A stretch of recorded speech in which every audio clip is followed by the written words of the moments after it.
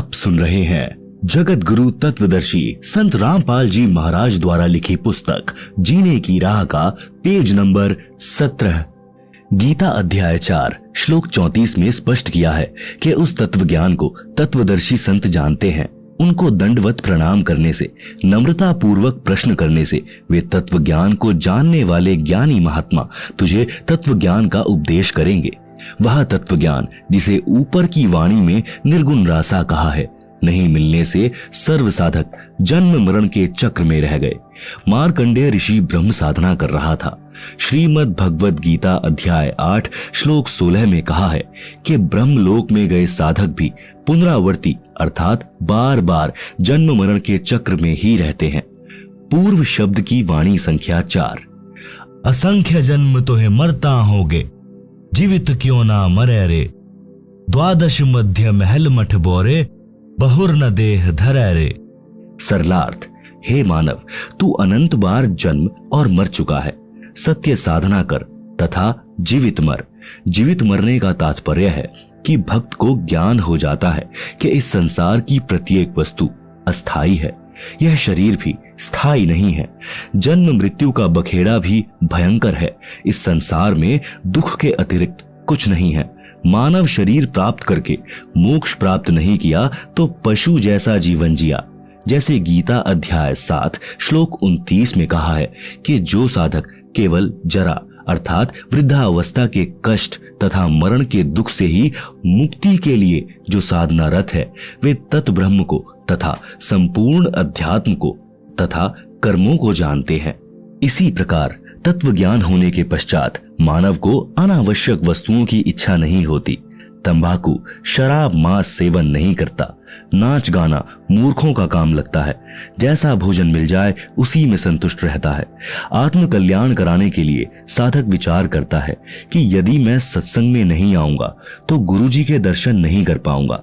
सत्संग विचार न सुनने से मन फिर से विकार करने लगेगा। वह साधक सर्व कार्य छोड़कर सत्संग सुनने के लिए चल पड़ता है। वह विचार करता है कि हम प्रतिदिन सुनते हैं तथा देखते हैं कि छोटे छोटे बच्चों को छोड़कर पिता संसार से चला जाता है, मर जाता है। बड़े बड़े पूंजीपति दुर्घटना में मर जाते हैं। सर्व संपत्ति जो सारे जीवन में जोड़ी थी उसे छोड़कर चले जाते हैं। दोबारा उस संपत्ति को संभालने नहीं आते। मृत्यु से पहले एक दिन भी कार्य छोड़ने का दिल नहीं करता था, अब परमानेंट कार्य छूट गया। एक कथा। आज भाई को फुर्सत। एक भक्त सत्संग में जाने लगा, दीक्षा ले ली, ज्ञान सुना और भक्ति करने लगा। अपने मित्र से भी सत्संग में चलने तथा भक्ति करने के लिए प्रार्थना की, परंतु दोस्त नहीं माना। कह देता है कि कार्य से फुर्सत यानी खाली समय नहीं है। छोटे छोटे बच्चे हैं, इनका पालन पोषण भी करना है।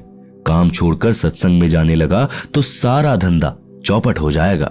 आप सुन रहे हैं जगत गुरु तत्वदर्शी संत रामपाल जी महाराज द्वारा लिखी पुस्तक जीने की राह का पेज नंबर 18। वह सत्संग में जाने वाला भक्त जब भी सत्संग में चलने के लिए अपने मित्र से कहता तो वह यही कहता कि अभी काम से फुर्सत नहीं है। 1 वर्ष पश्चात उस मित्र की मृत्यु हो गई। उसकी अर्थी उठाकर कुल के लोग तथा नगरवासी चले। साथ साथ सैकड़ों नगर मोहल्ले के व्यक्ति भी साथ साथ चले। सब बोल रहे थे कि राम नाम सत्य है, सत्य बोले गत्य है। भक्त कह रहा था कि राम नाम तो सत्य है, परंतु आज भाई को फुर्सत है। नगरवासी कह रहे थे कि सत्य बोले गत्य है। भक्त कह रहा था कि आज भाई को फुर्सत है। अन्य व्यक्ति उस भक्त से कहने लगे कि ऐसे मत बोल, इसके घर वाले बुरा मानेंगे। भक्त ने कहा कि मैं तो ऐसे ही बोलूंगा। मैंने इस मूर्ख से हाथ जोड़कर प्रार्थना की थी कि सत्संग में चल, कुछ भक्ति कर ले। ये कहता था कि अभी फुर्सत अर्थात खाली समय नहीं है, आज इसको परमानेंट फुर्सत है। छोटे छोटे बच्चे भी छोड़ चला, जिनके पालन पोषण का बहाना करके परमात्मा से दूर रहा। भक्ति करता तो खाली हाथ नहीं जाता, कुछ भक्ति धन लेकर जाता। बच्चों का पालन पोषण तो परमात्मा करता है। भक्ति करने से साधक की आयु भी परमात्मा बढ़ा देता है। भक्त जन ऐसा विचार करके भक्ति करते हैं, कार्य त्याग कर सत्संग सुनने जाते हैं। भक्त विचार करते हैं कि परमात्मा न करे हमारी मृत्यु हो जाए, फिर हमारे कार्य कौन करेगा। हम यह मान लेते हैं कि हमारी मृत्यु हो गई, हम 3 दिन के लिए मर गए, यह विचार करके सत्संग में चले, अपने को मृत मान लें और सत्संग में चले जाएं। वैसे तो परमात्मा के भक्तों का कार्य बिगड़ता नहीं, फिर भी हम मान लेते हैं कि हमारी गैर हाजिरी में कुछ कार्य खराब हो गया तो 3 दिन बाद जाकर ठीक कर लेंगे। यदि वास्तव में टिकट कट गई अर्थात मृत्यु हो गई तो परमानेंट कार्य बिगड़ गया, फिर कभी ठीक करने नहीं आ सकते। इस स्थिति को जीवित मरना कहते हैं। वाणी का शेष सरलार्थ। द्वादश मध्य महल मठ बोरे, बहुर न देहि धरे रे। सरलार्थ। श्रीमद् भगवद गीता अध्याय 15 श्लोक 4 में कहा है कि तत्व ज्ञान की प्राप्ति के पश्चात परमेश्वर के उस परम पद की खोज करनी चाहिए जहां जाने के पश्चात साधक लौटकर संसार में कभी नहीं आते, अर्थात उनका पुनर्जन्म नहीं होता, वे फिर देह धारण नहीं करते। सूक्ष्म वेद की यह वाणी यही स्पष्ट कर रही है कि वह परम धाम द्वादश अर्थात 12वें द्वार को पार करके उस परम धाम में जाया जाता है। आज तक सर्व ऋषि महर्षि संत मंडलेश्वर केवल 10 द्वार बताया करते, परंतु परमेश्वर कबीर जी ने अपने स्थान को प्राप्त कराने का सत्य मार्ग सत्य स्थान स्वयं ही बताया है। उन्होंने 12वां द्वार बताया है। इससे भी स्पष्ट हुआ है कि आज तक यानी सन 2012 तक पूर्व के सब ऋषियों संतों पंथों की भक्ति काल ब्रह्म तक की थी, जिस कारण से जन्म मृत्यु का चक्र चलता रहा। वाणी संख्या 5। दोजख बहिष्ट सभी तय देखे राजपाट के रसिया, 3 लोक से तृप्त नाही यह मन भोगी खसिया। आप सुन रहे हैं जगत गुरु तत्वदर्शी संत रामपाल जी महाराज द्वारा लिखी पुस्तक जीने की राह का पेज नंबर 19। सरलार्थ। तत्व ज्ञान के अभाव में पूर्ण मोक्ष का मार्ग न मिलने के कारण कभी दोजख अर्थात नरक में गए, कभी बहिष्ट अर्थात स्वर्ग में गए, कभी राजा बनकर आनंद लिया। यदि इस मानव को 3 लोक का राज्य भी दे दे तो भी तृप्ति नहीं होती। उदाहरण, यदि कोई गांव का सरपंच बन जाता है तो वह इच्छा करता है कि विधायक बने तो मौज होवे। विधायक इच्छा करता है कि मंत्री बनूं तो बात कुछ अलग हो जाएगी। मंत्री बनकर इच्छा करता है कि मुख्यमंत्री बनूं तो पूरी चौधर हो, आनंद ही न्यारा होगा, सारे प्रांत पर कमान चलेगी। मुख्यमंत्री बनने के पश्चात प्रबल इच्छा होती है कि प्रधानमंत्री बनूं तो जीवन सार्थक हो, तब तक जीवन लीला समाप्त हो जाएगी, फिर गधा बनकर कुमार के लठ यानी डंडे खा रहा होगा। इसीलिए तत्व ज्ञान में समझाया है कि काल ब्रह्म द्वारा बनाई गई स्वर्ग नरक तथा राजपाट प्राप्ति की भूल भुलैया में सारा जीवन व्यर्थ कर दिया, कहीं संतोष नहीं हुआ। यह मन ऐसा खुसरा यानी हिजड़ा है। एक इब्राहिम सुल्तान अदम नाम का इराक देश के बलख शहर का राजा था।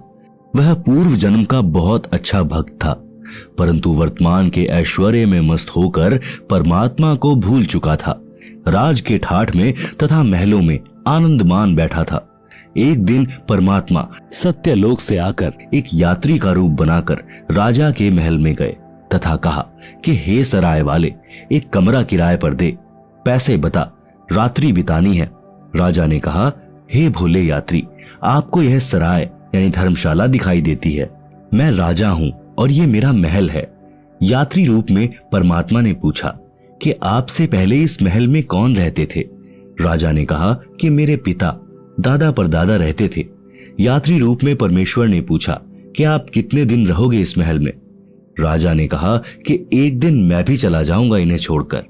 परमेश्वर बोले कि यह सराय नहीं तो क्या है, यह सराय है, जैसे तेरे बाप दादा गए ऐसे ही तू चला जाएगा, इसीलिए मैंने महलों को धर्मशाला बताया है। राजा को वास्तविकता का ज्ञान हुआ, संसार की इच्छा त्याग कर आत्म कल्याण करवाया, सदा रहने वाला सुख तथा अमर जीवन प्राप्त करने के लिए दीक्षा ली और आजीवन भक्ति की, अपना मानव जीवन सफल किया। वाणी नंबर 6। सतगुरु मिले तो इच्छा मेटे, पद मिल पदे समाना, चल हंसा उस लोक पठाऊं जो आदि अमर अस्थाना। सरलार्थ। यदि तत्वदर्शी संत सद्गुरु मिले तो उपरोक्त ज्ञान बताकर काल ब्रह्म के लोक की सर्व वस्तुओं से तथा पदों से इच्छा समाप्त करके पद मिल पदे समाना इसमें एक पद का अर्थ है पद्धति अर्थात शास्त्र विधि अनुसार साधना। दूसरे पद का अर्थ है परम पद यानी पदवी। सद्गुरु शास्त्र विधि अनुसार पद्धति बताकर परमेश्वर के उस परम पद की प्राप्ति करवा देता है जहां जाने के पश्चात साधक फिर लौटकर संसार में कभी नहीं आते। हे भक्त, चल तुझे उस लोक में भेज दूं जो आदि अमर स्थान है अर्थात गीता अध्याय 18 श्लोक 62 में वर्णित सनातन परम धाम है जहां पर परम शांति है। आप सुन रहे हैं जगत गुरु तत्वदर्शी संत रामपाल जी महाराज द्वारा लिखी पुस्तक जीने की राह का पेज नंबर 20, वाणी संख्या 7। चार मुक्ति जहां चंपी करती, माया हो रही दासी, दास गरीब अभय पद पर से मिले राम अविनाशी। सरलार्थ, उस सनातन परम धाम में परम शांति तथा अत्यधिक सुख है। काल ब्रह्म के लोक में चार मुक्ति मानी जाती हैं, जिनको प्राप्त करके साधक अपने को धन्य मानता है, परंतु वे स्थायी नहीं हैं। कुछ समय उपरांत पुण्य समाप्त होते ही फिर 84 लाख प्रकार की योनियों में कष्ट उठाता है, परंतु उस सत्य लोक में चारों मुक्ति वाला सुख सदा बना रहेगा। माया आपकी नौकरानी बनकर रहेगी। संत गरीबदास जी ने बताया है कि अमर लोक में जाने के पश्चात प्राणी निर्भय हो जाता है और उस सनातन परम धाम में वह अविनाशी राम अर्थात परमेश्वर मिलेगा।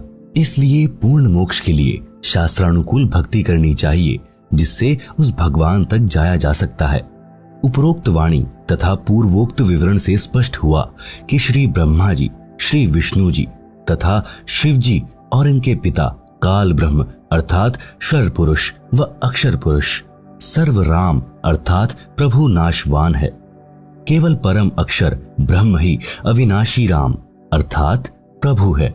इस परमेश्वर की भक्ति से ही परम शांति तथा सनातन परम धाम अर्थात पूर्ण मोक्ष प्राप्त होगा, जहां पर चार मुक्ति का सुख सदा रहेगा। माया अर्थात सर्व सुख सुविधाएं साधक के नौकर की तरह हाजिर रहती हैं। सूक्ष्म वेद में परमात्मा कबीर जी ने कहा है कि माया दासी संत की उभय दे आशीष, विलसी और लातों छड़ी सुमर सुमर जगदीश। भावार्थ, सर्व सुख सुविधाएं धन से होती हैं।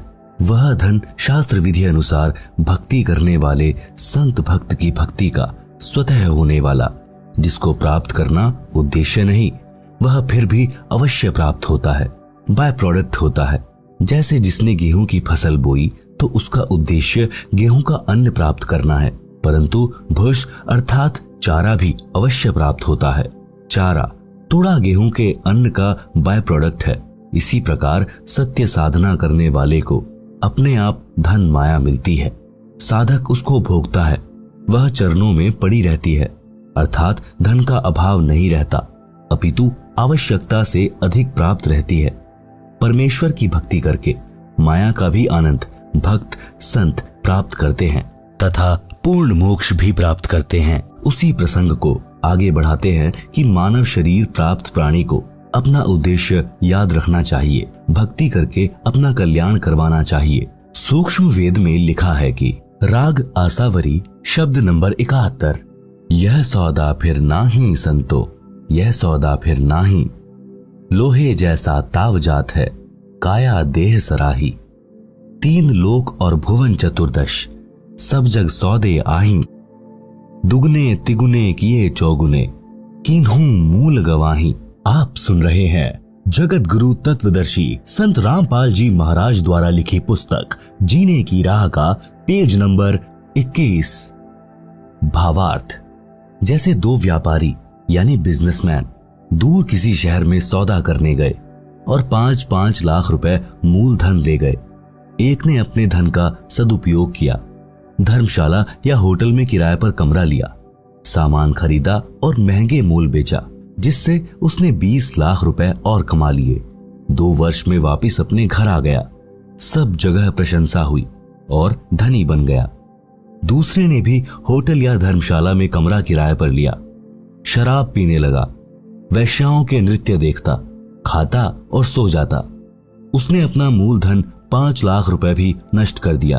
वापस घर आया तो ऋण यानी कर्जा हो गया, जिससे 5 लाख रुपए उधार लेकर गया था, उसने अपने रुपए मांगे। ना देने पर उसको अपना मजदूर रखा, उससे अपना 5 लाख का धन पूरा किया। उपरोक्त वाणी का यही तात्पर्य है।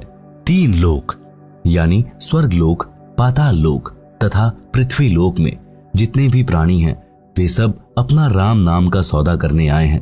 किसी ने तो दुगना, 3 गुना, 4 गुना धन कमा लिया, अर्थात पूर्ण संत से दीक्षा लेकर मनुष्य जीवन के श्वासों की पूंजी जो मूल धन है उसको सत्य भक्ति करके बढ़ाया। अन्य व्यक्ति जिसने भक्ति नहीं की या शास्त्र विधि त्याग कर मनमाना आचरण किया या अनधिकारी गुरु से दीक्षा लेकर भक्ति की, उसको कोई लाभ नहीं मिलता। यह पवित्र गीता अध्याय 16 श्लोक 23-24 में प्रमाण है, जिस कारण से उसने भी अपने मनुष्य जीवन के श्वास रूपी मूलधन को सत्य भक्ति बिना नष्ट कर लिया।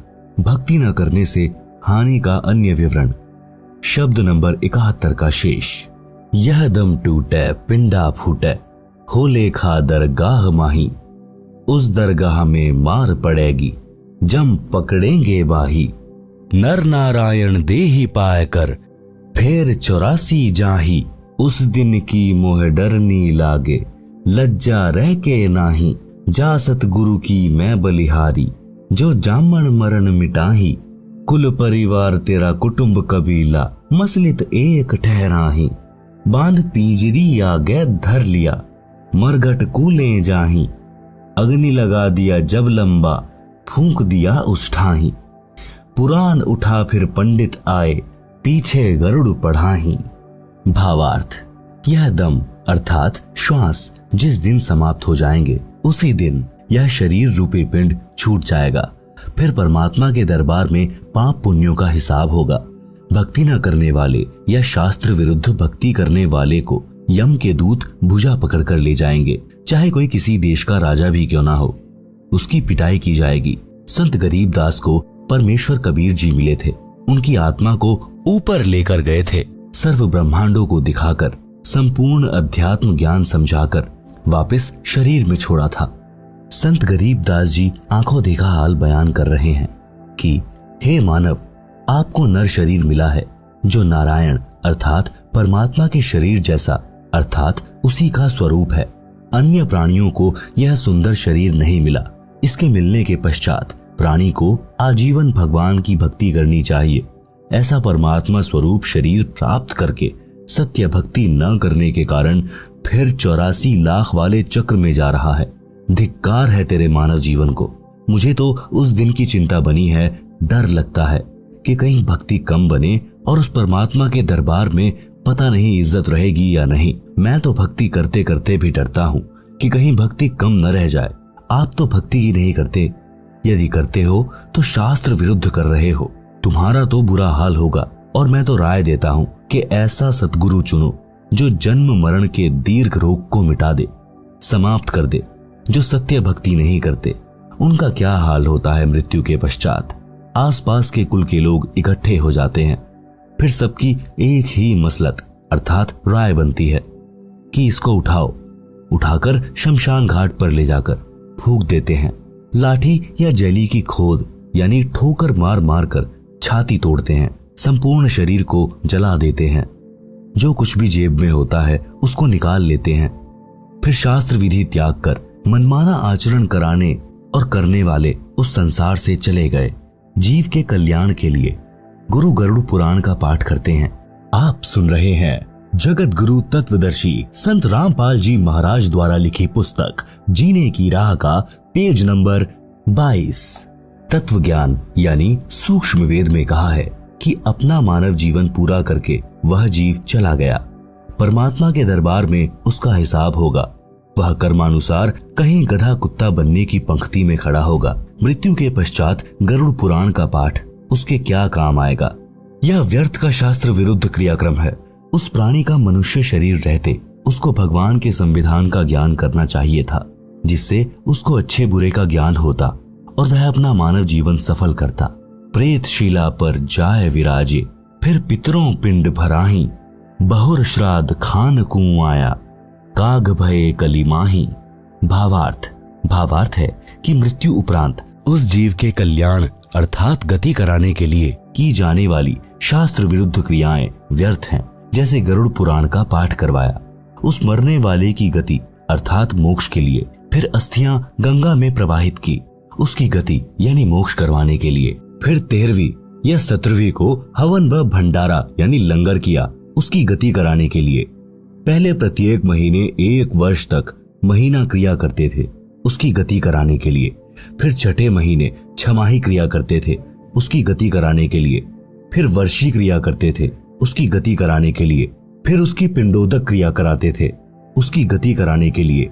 श्राद्ध निकालते हैं अर्थात श्राद्ध क्रिया कराते हैं। श्राद्ध वाले दिन पुरोहित भोजन स्वयं बनाता है और कहता है कि कुछ भोजन मकान की छत पर रखो, कहीं आपका पिता कौवा यानी कि काग न बन गया हो। जब कौवा भोजन खा जाता तो कहते हैं कि तेरे पिता या माता आदि जो मृत्यु को प्राप्त हो चुका है, जिसके हेतु यह सर्व क्रिया की गई है और यह श्राद्ध किया गया है, वह कौवा बना है, इसका श्राद्ध सफल हो गया। इस उपरोक्त विवरण से स्पष्ट हुआ कि वह व्यक्ति जिसका उपरोक्त क्रियाक्रम किया था वह कौवा बन चुका है। आप सुन रहे हैं जगत गुरु तत्वदर्शी संत रामपाल जी महाराज द्वारा लिखी पुस्तक जीने की राह का पेज नंबर 23। श्राद्ध करने वाले पुरोहित कहते हैं कि श्राद्ध करने से वह जीव 1 वर्ष तक तृप्त हो जाता है, फिर 1 वर्ष में श्राद्ध फिर करना है। विचार करें, जीवित व्यक्ति दिन में 3 बार भोजन करता था, अब 1 दिन भोजन करने से 1 वर्ष तक कैसे तृप्त हो सकता है? यदि प्रतिदिन छत पर भोजन रखा जाए तो वह कौवा प्रतिदिन ही भोजन खाएगा। दूसरी बात, मृत्यु के पश्चात की गई सर्व क्रियाएं गति यानी मोक्ष कराने के उद्देश्य से की गई थी। उन ज्ञानहीन गुरुओं ने अंत में कौवा बनवा कर छोड़ा। वह प्रेतशिला पर प्रेत योनि भोग रहा है। पीछे से गुरु और कौवा मौज से भोजन कर रहा है। पिंड भराने का लाभ बताया है कि प्रेत योनि छूट जाती है। मान ले प्रेत योनि छूट गई, फिर वह गधा या बैल बन गया तो क्या गति कराई?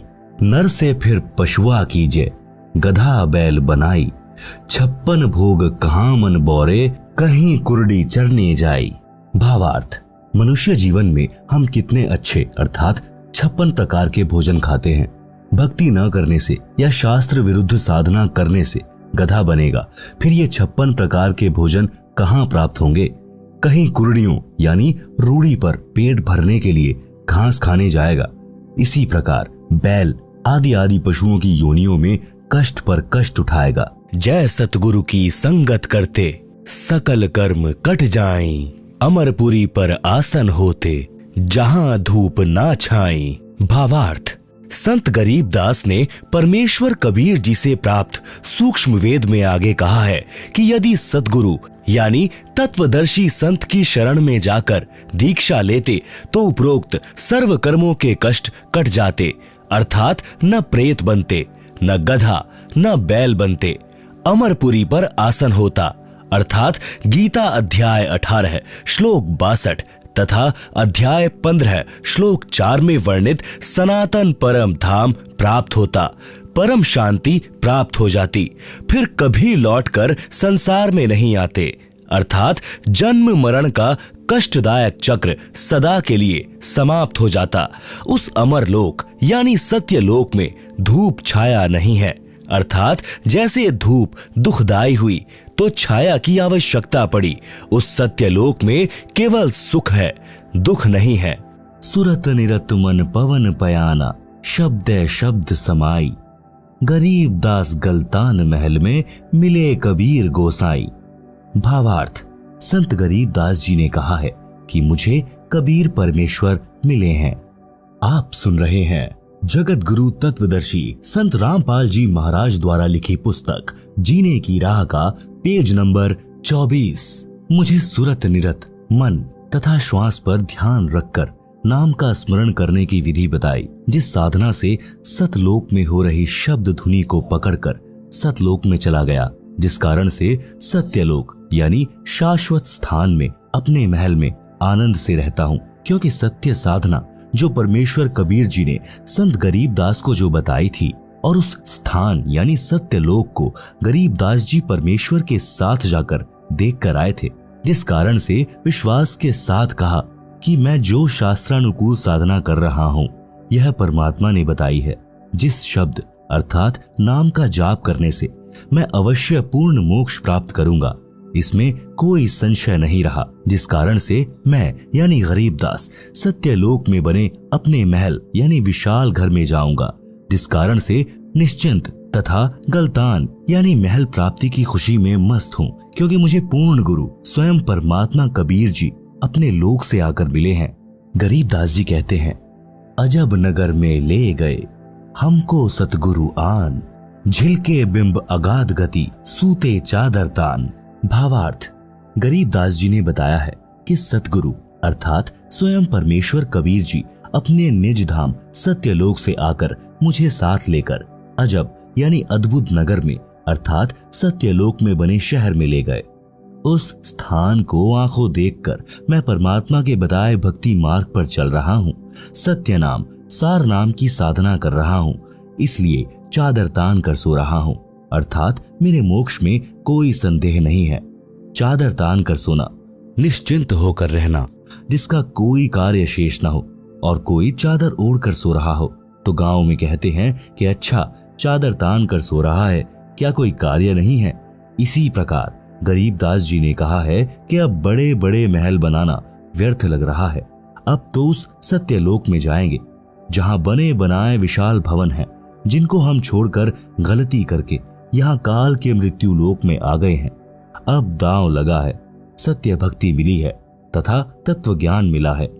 सज्जनों, वह सत्य भक्ति वर्तमान में मेरे रामपाल दास जी के पास है, जिससे इस दुखों के घर संसार से पार होकर वह परम शांति तथा शाश्वत स्थान यानी सनातन परम धाम प्राप्त हो जाता है, जिसके विषय में गीता अध्याय 18 श्लोक 62 में कहा है तथा गीता अध्याय 15 श्लोक 4 में कहा है कि तत्वदर्शी संत से तत्व ज्ञान प्राप्त करके उस तत्व ज्ञान से अज्ञान का नाश करके उसके पश्चात परमेश्वर के उस परम पद की खोज करनी चाहिए, जहां जाने के पश्चात साधक फिर लौटकर संसार में कभी नहीं आता।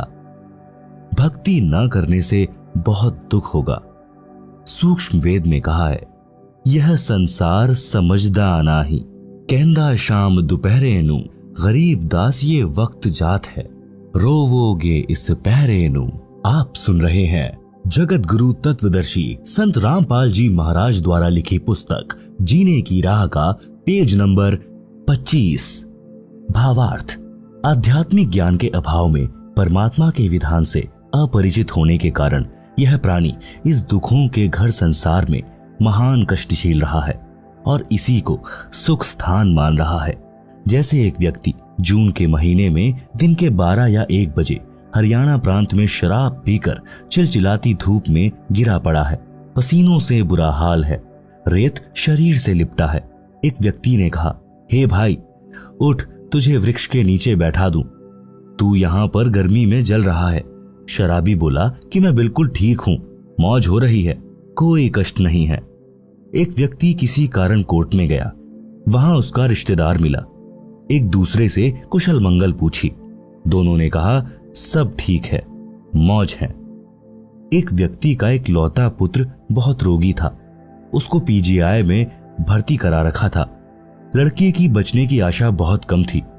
ऐसी स्थिति में माता पिता की क्या दशा होती है आसानी से समझी जा सकती है।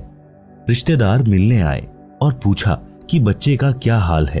पिता ने बताया कि बचने का भरोसा नहीं। फिर पूछा, और कुशल मंगल है? पिता ने कहा कि सब मौज है। विचार करें, शराब के नशे में घोर धूप के ताप को झेल रहा था, फिर भी कह रहा था कि मौज हो रही है। कोर्ट कचहरियों में जो रिश्तेदार मिले, दोनों ही कह रहे थे कि सब मौज है। विचार करें, जो व्यक्ति कोर्ट के कोल्हू में फंसा है, उसको स्वप्न में भी सुख नहीं होता, फिर भी दोनों कह रहे थे कि मौज है, अर्थात आनंद है। जिस व्यक्ति का एक लौता पुत्र मृत्यु शैया पर हो, उसको मौज कैसी? इसलिए सूक्ष्म वेद में कहा है कि इस दुखालय संसार में यह प्राणी महाकष्ट को सुख मान रहा है। यह संसार समझदा नाही, कहंदा शाम दोपहरे नु, गरीब दास ये वक्त जात है, रोवोगे इस पहरे नु। भावार्थ, संत गरीबदास जी ने बताया है कि मनुष्य जन्म प्राप्त करके जो व्यक्ति भक्ति नहीं करता वह कुत्ते, गधे आदि की योनि में कष्ट उठाता है। कुत्ता रात्रि में आसमान की ओर मुख करके रोता है। इसलिए गरीबदास जी ने बताया है कि यह मानव शरीर का वक्त एक बार हाथ से निकल गया और भक्ति नहीं की तो इस समय यानी इस पहरे को याद करके रोया करोगे। भक्ति मार्ग पर यात्रा। जब तक आध्यात्मिक ज्ञान नहीं तब तक तो जीव माया के नशे में अपना उद्देश्य भूल चुका था। और जैसा ऊपर बताया है कि शराबी नशे में ज्येष्ठ महीने की गर्मी में दिन के दोपहर के समय धूप में पड़ा पड़ा पसीने व रेत में सना भी कह रहा होता है कि मौज हो रही है, परंतु नशा उतरने के पश्चात उसे पता चलता है कि तू तो जंगल में पड़ा है, घर तो अभी दूर है। आप सुन रहे हैं जगत गुरु तत्वदर्शी संत रामपाल जी महाराज द्वारा लिखी पुस्तक जीने की राह का पेज नंबर 26। कबीर जी ने कहा है कि यह माया अटपटी, सब घट आन अड़ी, किस किस को समझाऊं या कुएं भांग पड़ी। भावार्थ, अध्यात्म ज्ञान रूपी औषधि सेवन करने से जीव का नशा उतर जाता है। फिर वह भक्ति के सफर पर चलता है, क्योंकि उसे परमात्मा के पास पहुंचना है जो उसका अपना पिता है तथा वह सतलोक जीव का अपना घर है। यात्रा पर चलने वाला व्यक्ति सारे सामान को उठाकर नहीं चल सकता, केवल आवश्यक सामान लेकर यात्रा पर चलता है। इसी प्रकार भक्ति के सफर में अपने को हल्का होकर चलना होगा, तभी मंजिल को प्राप्त कर सकेंगे। भक्ति रूपी राह पर चलने के लिए अपने को मानसिक शांति का होना अनिवार्य है। मानसिक परेशानी का कारण है अपनी परंपराएं तथा नशा, मान बढ़ाई, लोक दिखावा। यह भार व्यर्थ के लिए खड़े हैं।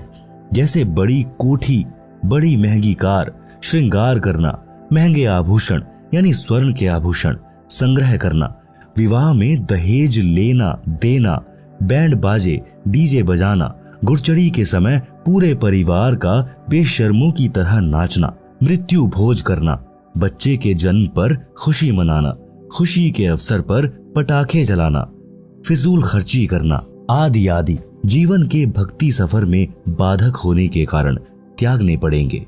विवाह कैसे करें?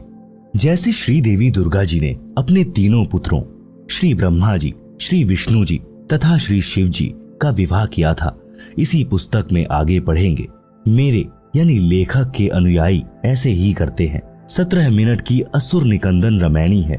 फेरों के स्थान पर उसको बोला जाता है, जो करोड़ गायत्री मंत्र यानी ओम भूर्भुवः से उत्तम तथा लाभदायक है, जिसमें विश्व के सर्व देवी देव तथा पूर्ण परमात्मा का आह्वान तथा स्तुति प्रार्थना है, जिस कारण से सर्व शक्तियां उस विवाह वाले जोड़े की सदा रक्षा तथा सहायता करते हैं।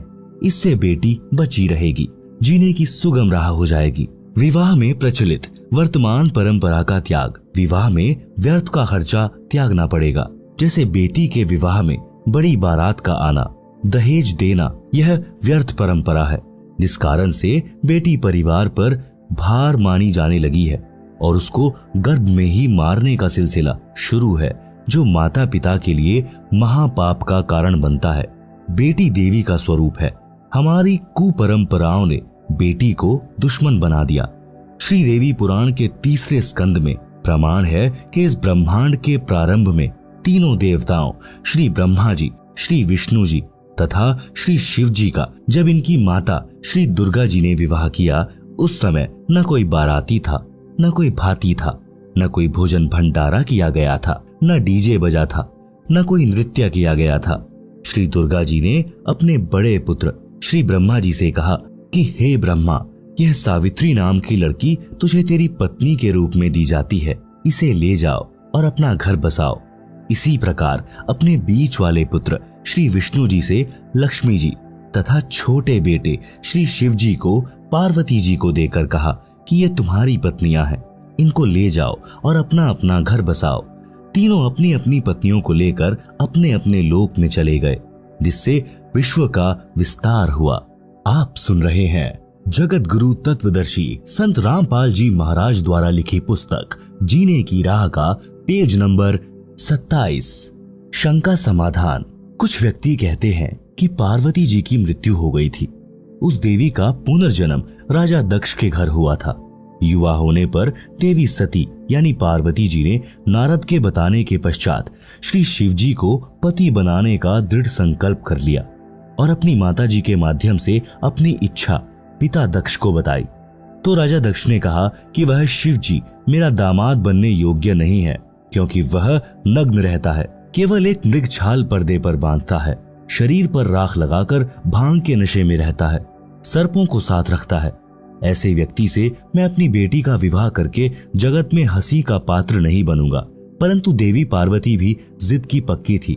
उसने अपनी इच्छा श्री शिवजी के पास भिजवा दी और कहा कि मैं आपसे विवाह करना चाहती हूँ। राजा दक्ष ने पार्वती जी का विवाह किसी अन्य के साथ निश्चित कर रखा था। उसी दिन श्री शिव जी अपने साथ हजारों की संख्या में भूत प्रेत, भैरव तथा अपने गणों को लेकर विवाह मंडप पर पहुंच गए। राजा दक्ष के सैनिकों ने विरोध किया। शिव की सेना और दक्ष की सेना में युद्ध हुआ। पार्वती ने शिव जी को वरमाला पहना दी। पार्वती को बलपूर्वक लेकर श्री शिव जी कैलाश पर्वत पर अपने घर ले गए। कुछ व्यक्ति कहते हैं कि देखो, श्री शिव जी भी भव्य बारात लेकर पार्वती से विवाह करने आए थे, इसलिए बारात की परंपरा पुरातन है, इसलिए बारात बिना विवाह की शोभा नहीं होती। इसका उत्तर यह है कि यह विवाह नहीं था, यह तो प्रेम प्रसंग था। श्री शिवजी बारात नहीं सेना लाए थे, पार्वती को बलपूर्वक उठाकर ले जाने के लिए। विवाह की पुरातन परंपरा श्रीदेवी महापुराण के 3 स्कंद में है, जो ऊपर बता दी है। बेटियों तथा बेटों को चाहिए कि अपने माता पिताजी की इच्छा अनुसार विवाह करें। प्रेम विवाह महाक्लेश का कारण बन जाता है। जैसे भगवान शिव जी और पार्वती जी का किसी बात पर मनमुटाव हो गया। शिवजी ने पार्वती जी से पत्नी व्यवहार बंद कर दिया तथा बोलचाल भी बंद कर दी। पार्वती ने सोचा कि अब यह घर मेरे लिए नरक हो गया है, इसलिए कुछ दिन अपनी माँ के पास चली जाती हूँ। पार्वती जी अपने पिता दक्ष के घर मायके में चली गई। उस दिन राजा दक्ष ने एक हवन यज्ञ का आयोजन किया हुआ था। राजा दक्ष ने अपनी बेटी का सत्कार नहीं किया तथा कहा कि आज क्या लेने आई हो, देख लिया उसका प्रेम, चली जा घर से। पार्वती जी ने अपनी माता से श्री शिवजी के नाराज होने की कथा बता दी थी। माता ने अपने पति दक्ष को सब बताया था। पार्वती जी को अब न मायके में स्थान था न ससुराल में। प्रेम विवाह ने ऐसी गंभीर परिस्थिति उत्पन्न कर दी कि दक्ष पुत्री को आत्महत्या के अतिरिक्त कोई विकल्प नहीं देखा और राजा दक्ष के विशाल हवन कुंड में जलकर मर गई। धार्मिक अनुष्ठान का नाश किया, अपना अनमोल मानव जीवन खोया, पिता का नाश कराया, क्योंकि जब श्री शिवजी को पता चला तो वे अपनी सेना लेकर पहुंचे और अपने ससुर दक्ष जी की गर्दन काट दी। बाद में बकरे की गर्दन लगाकर जीवित किया। उस प्रेम विवाह ने कैसा घमासान मचाया। शिव सेना को बारात बताकर कुप्रथा को जन्म दिया गया है और यह प्रसंग प्रेम विवाह रूपी कुप्रथा का जनक है, जो समाज के नाश का कारण है। विवाह जो सुप्रथा से हुआ वह आज तक सुखी जीवन जी रहे हैं, जैसे श्री ब्रह्मा जी तथा श्री विष्णु जी। आप सुन रहे हैं जगत गुरु तत्वदर्शी संत रामपाल जी महाराज द्वारा लिखी पुस्तक जीने की राह का पेज नंबर 28। विवाह करने का उद्देश्य। विवाह का उद्देश्य केवल संतानोत्पत्ति करना है। फिर पति पत्नी मिलकर परिश्रम करके बच्चों का पालन करते हैं, उनका विवाह कर देते हैं, फिर वे अपना घर बसाते हैं। इसके अतिरिक्त प्रेम विवाह समाज में अशांति का बीज बोना है, समाज बिगाड़ की चिंगारी है। प्रेम प्रसंग कैसा होता है? उत्तर, जो चरित्रहीन लड़के लड़की होते हैं वे चलते समय अजीबोगरीब एक्टिंग करते हैं। उन लजमारों की दृष्टि भी टेढ़ी मेढ़ी चलती है। कभी बनावटी मुस्कुराना, मुड़ मुड़ कर आगे पीछे देखना, चटक मटक कर चलना उन पाप आत्माओं का शौक होता है, जो अंत में प्रेम विवाह का रूप बन जाता है। बाद में उनको पता चलता है कि दोनों के अन्य भी प्रेमी प्रेमिकाएं थी। फिर उनकी दशा भगवान शिव जी पार्वती वाली होती है, न घर के रहते हैं न घाट के। विवाह करने का उद्देश्य ऊपर बता दिया है। इससे हटकर जो भी कदम युवा उठाते हैं वह जीवन सफर को नरक बनाने वाला होता है। यदि किसी का प्रेम संबंध भी बन जाए तो इस बात का ध्यान अवश्य रखें कि अपने समाज की मर्यादा जैसे गोत्र, गांव तथा विवाह क्षेत्र भंग न होती हो, जिससे कुल व माता पिता की इज्जत को ठेस पहुंचे। गलती से ऐसा हो भी जाए और बाद में पता चले तो लड़के लड़की को चाहिए कि तुरंत उस प्रेम को तोड़ दें। अंतर जातीय विवाह वर्तमान में करने में कोई हानि नहीं है, परंतु उपरोक्त मर्यादा का ध्यान अवश्य रखें। भगवान शिवजी ने भी देवी पार्वती को इसी कारण से त्यागा था। आगे की कथा इस प्रकार है। भगवान शिव का अपनी पत्नी को त्यागना। जिस समय श्री रामचंद्र पुत्र श्री दशरथ यानी राजा अयोध्या वनवास का समय बिता रहे थे, उस दौरान सीता जी का अपहरण लंका के राजा रावण ने कर लिया था। श्री राम को पता नहीं था। सीता जी के वियोग में श्री राम जी विलाप कर रहे थे। आकाश से शिव पार्वती ने देखा। पार्वती ने शिव से पूछा कि यह व्यक्ति इतनी बुरी तरह क्यों रो रहा है, इस पर क्या विपत्ति आई है। आप सुन रहे हैं जगत गुरु तत्वदर्शी संत रामपाल जी महाराज द्वारा लिखी पुस्तक जीने की राह का पेज नंबर 29। श्री शिवजी ने बताया कि यह साधारण व्यक्ति नहीं है, यह श्री विष्णु जी हैं, जो राजा दशरथ के घर जन्मे हैं, अब वनवास का समय बिता रहे हैं। इनकी पत्नी सीता भी इनके साथ आई थी, उनका किसी ने अपहरण कर लिया है, इसलिए दुखी हैं। पार्वती जी ने कहा कि मैं सीता रूप धारण करके इनके सामने जाऊंगी, यदि मुझे पहचान लेंगे तो मैं मानूंगी कि ये वास्तव में भगवान हैं। शिवजी ने पार्वती से कहा था कि यह गलती ना करना, यदि आपने सीता रूप धारण कर लिया तो मेरे काम की नहीं रहोगी। पार्वती जी ने उस समय तो कह दिया कि ठीक है, मैं परीक्षा नहीं लूंगी, परंतु शिव के घर से बाहर जाते ही सीता रूप धार कर श्री राम के सामने खड़ी हो गई। श्री राम बोले कि हे दक्ष पुत्री माया, आज अकेले कैसे आई, श्री शिवजी को कहां छोड़ आई। तब देवी जी लज्जित हुई और बोली कि भगवान शिव सत्य ही कह रहे थे कि आप त्रिलोकी नाथ हैं, आपने मुझे पहचान लिया, मैं परीक्षा लेने आई थी। भगवान शिव को भी पता चल गया कि पार्वती ने सीता रूप धारण करके परीक्षा ली है। पार्वती जी से पूछा कि कर दिया वही काम जिसके लिए मना किया था। पार्वती जी ने झूठ भी बोला कि मैंने कोई परीक्षा नहीं ली है, परंतु शिव जी पूर्ण रूप से नाराज हो गए और प्रेम विवाह नरक का कारण बना, जो ऊपर आप जी ने पढ़ा है। इसलिए युवाओं से निवेदन है कि अपनी कमजोरी के कारण माता पिता तथा समाज में विष न घोलें। विवाह करना अच्छी बात है, बकवाद करना बुरी बात है। विवाह के लिए माता पिता समय पर स्वयं चिंतित हो जाते हैं और विवाह करके ही दम लेते हैं। फिर युवा क्यों सिरदर्द मोल लेते हैं। जब तक विवाह नहीं होता चाव चढ़ा रहता है, विवाह के पश्चात बच्चे हो जाते हैं।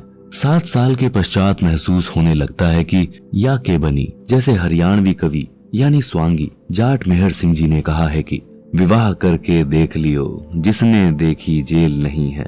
जैसे जेल में 4 दीवारी के अंदर रहना मजबूरी होती है, इसी प्रकार विवाह के पश्चात माता पिता के लिए, अपने परिवार के पोषण के लिए, गृहस्थी जीवन जीने के लिए सामाजिक मर्यादा रूपी 4 दीवारी के अंदर रहना अनिवार्य हो जाता है।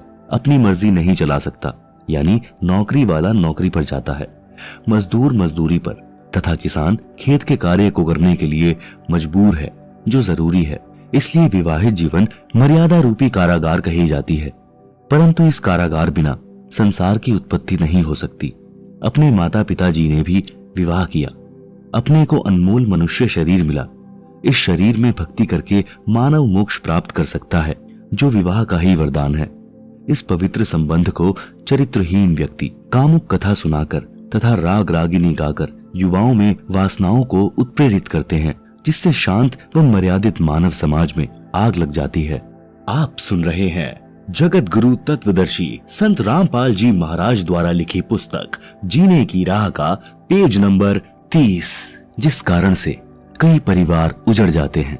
जैसे समाचार पत्रों में पढ़ने को मिलता है कि युवक तथा युवती ने गांव की गांव में प्रेम करके नाश का बीज बो दिया। लड़की वालों ने अपनी लड़की को बहुत समझाया, परंतु गंदी फिल्मों से प्रेरित लड़की ने एक नहीं मानी। परिवार वालों ने लड़की की हत्या कर दी, जिस कारण से लड़की का भाई, पिता, माता तथा भाभी भी जेल गए। आजीवन कारागार हो गई। उन दोनों ने प्रेम प्रसंग रूपी अग्नि से परिवार जला दिया, बसे बसाए घर का नाश कर दिया। अन्य बहुत से उदाहरण हैं जिनमें ऑनर किलिंग का मुकदमा बनने से फांसी तक सजा का प्रावधान है। हे युवा बच्चों, विचार करो, माता पिता आपसे क्या क्या उम्मीद लिए जीते हैं, आपको पढ़ाते हैं, पालते हैं। आप सामाजिक मर्यादा को भूलकर छोटी सी भूल के कारण महान गलती करके जीवन नष्ट कर जाते हो। इसलिए बच्चों को सत्संग सुनना अनिवार्य है। सामाजिक ऊंच नीच का पाठ पढ़ाना आवश्यक है, जिसका लगभग अभाव हो चुका है। एक प्रश्न, बारात का प्रचलन कैसे हुआ? उत्तर, राजा लोगों से प्रारंभ हुआ। वे लड़के के विवाह में सेना लेकर जाते थे। रास्ते में राजा की सुरक्षा के लिए सेना जाती थी, जिसका सब खर्च लड़की वाला राजा वहन करता था। सेठ साहूकार दहेज में अधिक आभूषण तथा धन देते थे। वे गांव के अन्य गरीब वर्ग के व्यक्तियों को दिहाड़ी पर ले जाते थे, जो सुरक्षा के लिए होते थे। उनको पहले दिन लड़के वाला अपने घर पर मिठाई खिलाता था। लड़की वाले से प्रत्येक रक्षक को एक चांदी का रुपया तथा एक पीतल का गिलास दिलाया जाता था। जो गरीब वर्ग अपनी गाड़ी तथा बैल ले जाते थे, उनको कुछ अधिक राशि का प्रलोभन दिया जाता था। पहले जंगल अधिक होते थे, यातायात के साधन नहीं थे। इस प्रकार यह एक परंपरा बन गई। उस समय अकाल गिरते थे, लोग निर्धन होते थे। कोई धनी अकेला मिल जाता था तो उसको लूटना आम बात थी। इस कारण से बारात रूपी सेना का प्रचलन हुआ। फिर यह एक लोक दिखावा परंपरा बन गई, जिसकी अब बिल्कुल आवश्यकता नहीं है। एक और प्रश्न, भात तथा न्योंदा न्योंदार कैसे चला? उत्तर, उसका मूल भी बारात का आना, दहेज का देना, बारात ले जाने के लिए लड़के वाले द्वारा मिठाई खिलाना, लड़की वाले के लिए भी उस बारात के लिए मिठाई तथा रुपया गिलास देना आदि के कारण भात तथा न्योता यानी न्योंदा प्रथा प्रारंभ हुई।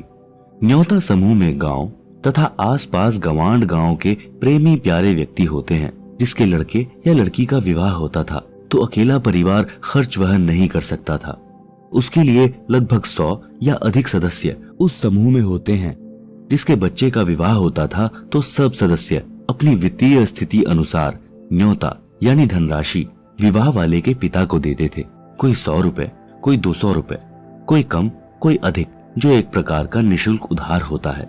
उस पर ब्याज नहीं देना पड़ता। सबका न्योते का धन लिखा जाता है। प्रत्येक सदस्य की बही यानी डायरी में प्रत्येक विवाह पर दिया न्योता लिखा होता है। इस प्रकार विवाह वाले परिवार को धन की समस्या नहीं आती है। आप सुन रहे हैं जगत गुरु तत्वदर्शी संत रामपाल जी महाराज द्वारा लिखित पुस्तक जीने की राह का पेज नंबर 31। भात। भात भी इसी कड़ी में भरा जाता है। बहन के बच्चों के विवाह में कुछ कपड़े तथा नकद धन देना यानी भाई द्वारा की गई सहायता भात कहा जाता है।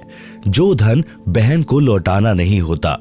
जिन बहनों के भाई नहीं हैं, वे उस दिन अति दुखी होती हैं, एकांत में बैठकर रोती हैं। पीलिया। लड़की को संतान उत्पन्न होने पर मायके वालों की ओर से जच्चा के लिए घर का देशी शुद्ध घी, कुछ गोंद यानी घी, आटा भूनकर गोला, अजवाइन, काली मिर्च का मिश्रण गोंद कहलाता है। नवजात बच्चे के छोटे छोटे कपड़े यानी झुगले भी मायके वाले तथा लड़की की ननंदों द्वारा लाए जाते हैं। यह परंपरा है जो कपड़े 1 वर्ष के पश्चात व्यर्थ हो जाते हैं। इस तरह की परंपरा को त्यागना है, क्योंकि जीवन के सफर में व्यर्थ का भार है। आप अपनी बेटी की सहायता कर सकते हैं, जैसे गाय भैंस लेनी है। बेटी की वित्तीय स्थिति कमजोर है तो उसको नकद रुपए दे सकते हैं, परंतु विवाह के समय नहीं। बेटी का आपकी संपत्ति में से हक दे सकते हैं अगर बेटी लेना चाहे तो। बेटी को चाहिए कि आवश्यकता पड़ने पर धन ले, परंतु फिर लौटा दे। परमात्मा पर विश्वास रखें, आपका सम्मान बना रहेगा। समाधान। इन सब का समाधान है कि विवाह को सूक्ष्म वेद के अनुसार किया जाए। आप जी ने 4 वेद सुने हैं, यजुर्वेद, ऋग्वेद, सामवेद तथा अथर्ववेद, परंतु 5वां वेद सूक्ष्म वेद है, जो स्वयं पूर्ण ब्रह्म जी ने पृथ्वी पर प्रकट होकर अपने मुख कमल से अमृतवाणी द्वारा प्रदान किया है। मेरे यानी रामपाल दास के अनुयायी उसी 5वें वेद के अनुसार विवाह रस्म करते हैं, जिसमें कोई उपरोक्त परंपरा की आवश्यकता नहीं पड़ती। विवाह पर तथा अन्य अवसरों लड़की लड़के वाले पक्ष का कोई खर्च नहीं कराना होता, केवल कन्यादान यानी बेटी दान करना है। लड़की अपने पहनने के लिए केवल 4 ड्रेस ले जा सकती है, जूता तो पहन ही रखा है। बस जिस घर में जाएगी वह परिवार उस बेटी को अपने घर के सदस्य की तरह रखेगा, अपने घर की वित्तीय स्थिति के अनुसार अन्य सदस्य के समान सर्व आवश्यक वस्तुएं उपलब्ध कराएगा। बेटी अपने माता पिता भाई भाभी पर कोई भार नहीं बनेगी। जब कभी अपने मायके आएगी तो कोई सूट तथा नकद नहीं लेगी, जिस कारण से भाभी भाई को भी प्यारी लगेगी। भाभी को ननंद इसलिए खटकती है कि आ गई, 4-5 हजार खर्च करवा कर जाएगी, परंतु हमारी बेटी सम्मान के साथ आएगी और सम्मान के साथ लौट जाएगी। अपने मायके वालों से कोई वस्तु नहीं लेगी, जिससे दोनों पक्षों का परस्पर अधिक प्रेम सदा बना रहेगा। भक्ति भी अच्छी होगी। इस प्रकार जीने की यथार्थ राह पर चलकर हम शीघ्र मंजिल पर यानी मोक्ष तक पहुंचेंगे। एक प्रश्न, जिनको संतान प्राप्त नहीं होती है उस बे औलादे यानी संतानहीन का तो सुबह या शुभ कर्म को जाते समय मुख देखना भी बुरा मानते हैं, ऐसा क्यों? उत्तर, यह संपूर्ण आध्यात्मिक ज्ञान के टोटे के कारण गलत धारणा है। पाठक जन इसी पुस्तक के पृष्ठ 6 पर पढ़ें कि एक व्यक्ति के 4 पुत्र थे, उसको अधरंग हो गया तो किसी ने सेवा नहीं की। क्या उस आदमी के दर्शन इसलिए अच्छे हैं कि उसके संतान है? उसकी दुर्गति को कौन देखना अच्छा समझेगा? कृतघ्न पुत्र। एक व्यक्ति के 2 पुत्र थे। वह व्यक्ति फौज से सेवानिवृत्त था। पेंशन बनी थी। पुत्र अलग अलग हो गए। छोटे पुत्र ने माता को अपने घर पर रख लिया, क्योंकि बच्चे छोटे थे। माता उनकी देखरेख के लिए चाहिए थी। बड़े के बाटे पिता आ गया। पिता ने कहा कि मैं पेंशन के रुपए उसको दूंगा जिसमें रोटी खाऊंगा। छोटा बेटा कहता था कि आधी आधी पेंशन बांट दिया कर। पिता ने मना कर दिया तो एक दिन पिता के सिर में लाठी मारी। पिता तुरंत मर गया। लड़के को आजीवन कारावास की सजा हो गई। व्यक्ति को पुत्र प्राप्त होने के कारण उसके दर्शन शुभ माने जाते थे, जिसके साथ अशुभ हो गया। अब आध्यात्मिक तराजू यानी बैलेंस में तोलकर देखते हैं कि बिना संतान वाले के दर्शन शुभ हैं या अशुभ। जैसे इसी पुस्तक में ऊपर स्पष्ट किया है कि परिवार संस्कार से बनता है। कोई कर्ज उतारने के लिए पिता पुत्र, पत्नी, माता पिता, बहन भाई आदि के रूप में जन्म लेकर परिवार रूप में ठाठ से रहते दिखाई देते हैं, परंतु कई युवा अवस्था में मर जाते हैं, कई विवाह होते ही मर जाते हैं। ये सब अपना ऋण पूरा होते ही अविलंब शरीर त्याग जाते हैं। जिनको संतान नहीं हुई है उनका कोई लेन देन शेष नहीं है। वे यदि पूर्ण गुरु से दीक्षा लेकर भक्ति करें तो उन जैसा सौभाग्यवान कोई नहीं है। न किसी के जन्म की खुशी, न मृत्यु का दुख। उन बिना औलाद वालों का दर्शन तो अति शुभ है। यदि भक्ति नहीं करते तो चाहे औलाद यानी संतान वाले हों, चाहे बे औलादे यानी बिना संतान वाले, दोनों ही अपना जीवन नष्ट कर जाते हैं। यदि भक्ति करते हैं तो दोनों के दर्शन शुभ हैं। बे औलादों सावधान। जिन पुण्यात्माओं को संतान नहीं होती तो आध्यात्मिक ज्ञान के अभाव से उनकी तड़फ संतान प्राप्ति की बनी रहती है। उसके लिए हर संभव प्रयत्न करते हैं, फिर भी कोई लेन देन वाला यानी संतान नहीं मिलता है तो आजीवन संतान प्राप्ति न होने के दुख को झेलते हैं। विशेषकर स्त्री की संतान उत्पन्न करने की इच्छा प्रबल होती है। वह अपने को बांझ कहलवाना नहीं चाहती। भले ही जांच करके डॉक्टर बता देते हैं कि आप में बांझ के कोई लक्षण नहीं है, विधाता की लीला है, परंतु तत्व ज्ञानहीन स्त्री इसी तड़फ में मर जाती है। भक्ति न करने के कारण उसका अगला जन्म कुतिया का होता है। फिर जम के दूत उसे कहते हैं कि बहन जी, अब संतान पैदा करके सारी कसर निकाल ले। एक ब्यात में 8 जामेगी यानी जन्म देगी। फिर अगला जन्म तेरा सूरी का होगा। एक बार में 12 संतान को जन्म देगी और 7-8 ब्यात करेगी। संतान की सारी भूख मिटा लिए। हे पुण्यात्मा, पाठक भाई बहनों, अध्यात्म ज्ञान को समझो, मानव जीवन को सफल बनाओ, जीने की राह संवारो। यानी निर्बाध बनाओ, यानी पूर्ण गुरु से दीक्षा लेकर भक्ति करके कल्याण करवाओ। विवाह में ज्ञानहीन नाचते हैं। एक दिन समाचार पत्र में पढ़ा कि रोहतक का लड़का भिवानी विवाह के लिए कार में जा रहा था। उसके साथ दोनों बहनों के पति भी उसी कार में सवार थे। पहले दिन सब परिवार वाले, बहनें, माता पिता, भाई बटेऊ, चाचा ताऊ डीजे बजाकर नाच रहे थे। उधमस उतार रखा था। कलानौर के पास दूल्हे वाली गाड़ी बड़े ट्राले से टकराई। सर्व कार के यात्री मारे गए। दूल्हा मरा, दोनों बहनें विधवा हुई। एक ही पुत्र था, सर्वनाश हो गया। अब नाच लो डीजे बजाकर। परमात्मा की भक्ति करने से ऐसे संकट टल जाते हैं। इसलिए मेरे रामपाल दास के अनुयायियों को सख्त आदेश है कि परमात्मा से डरकर कार्य करो, सामान्य विधि से विवाह करो। इस गंदे लोक यानी काल के लोक में एक पल का विश्वास नहीं कि कब बिजली गिर जाए। एक कथा, संतों की शिक्षा। एक गांव का व्यक्ति पहली बार श्री नानक देव जी के पास गया। उसने देखा कि संत जी मायूस अवस्था में एकांत में बैठे थे, स्मरण कर रहे थे। उस आदमी ने सतनाम वाहेगुरु बोला। श्री नानक जी ने भी उत्तर दिया, भोजन करवाया, ज्ञान विचार सुनाए। वह व्यक्ति चला गया। एक दिन फिर वही व्यक्ति आया और बोला, महाराज जी आप कभी खुश दिखाई नहीं देते, क्या कारण है? संत नानक जी ने कहा कि न जाने काल की कर डारे, किस विधि ढल जा पासावे, जिन्हाते सिरते मौत खुड़कदी, उन्हानु केहड़ा हांसावे। भावार्थ, संत नानक जी ने कहा कि हे भाई, इस मृत्यु लोक में सब नाशवान है, पता नहीं किसकी जाने की बारी कब आ जाए। इसलिए जिनके सिर पर मौत गरज रही हो, उस व्यक्ति का नाचना गाना, हंसी मजाक कैसे अच्छा लगेगा? मूर्ख या नशे वाला व्यक्ति इस गंदे लोक में खुशी मनाता है। जैसे एक व्यक्ति की पत्नी को विवाह के 10 वर्ष पश्चात पुत्र हुआ, उसके उत्पन्न होने की खुशी में लड्डू बनाए, बैंड बाजे बजाए, उधमस उतार दिया। अगले वर्ष जन्मदिन को ही मृत्यु हो गई। कहां तो जन्मदिन की खुशी की तैयारी थी, कहां रोआ पीटी शुरू हो गई।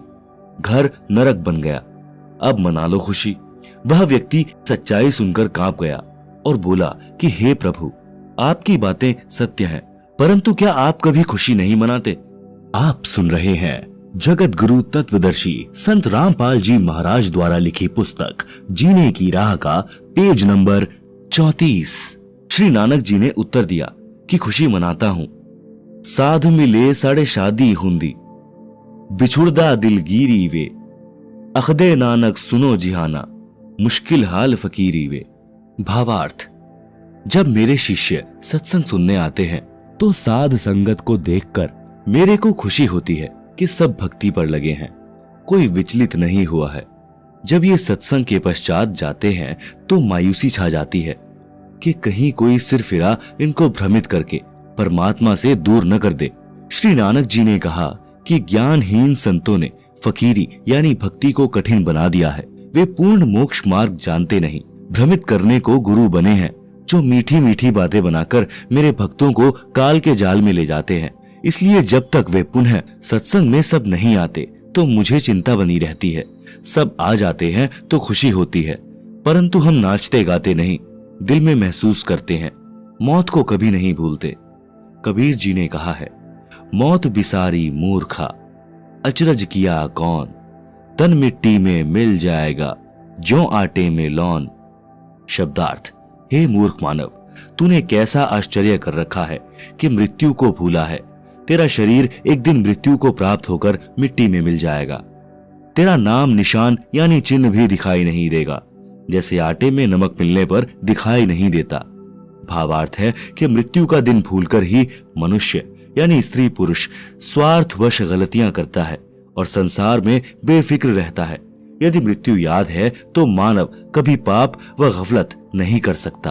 अन्य उदाहरण, एक सेठ एक दिन एक संत के आश्रम में गया। संत की कृपा से उसको अच्छा लाभ हो गया। वह सेठ सेब, संतरों, केलों का बड़ा थैला भर कर गया। संत जी ने एक टोकरे में डाल दिए जिसमें फल प्रसाद रखते थे। सेठ 2 दिन बाद गया तो टोकरा फलों से भरा था।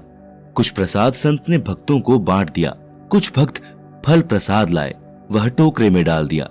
सेठ ने संत से कहा कि महाराज, आप फल क्यों नहीं खाते? संत जी बोले कि मेरे को मौत दिखाई देती है, इसलिए खाया नहीं जाता। सेठ ने पूछा, महाराज कब जा रहे हो संसार से? संत जी बोले, आज से 40 वर्ष पश्चात मेरी मृत्यु होगी। सेठ बोले, हे महाराज, यूं तो सबने मरना है, फिर क्यों डरना? यह भी कोई बात हुई? इस तरह तो आम आदमी भी नहीं डरता। आप क्या बात कर रहे हो? सेठ जी दूसरे तीसरे दिन आए और इसी तरह की बात करें। उस नगरी का राजा भी उस संत जी का भक्त था। संत जी ने राजा से कहा कि आपकी नगरी में किरोड़ी मल सेठ है, चंदन की लकड़ी की दुकान है, उसको फांसी की सजा सुना दो और 1 महीने बाद चांदवी 14 को फांसी का दिन रख दो। जेल में सेठ की कोठरी यानी कक्ष में फलों की टोकरी भरी रहे तथा दूध का लोटा 1 सेर यानी 1 किलोग्राम का भरा रहे। खाने को खीर, हलवा, पूरी, रोटी तथा सब्जी देना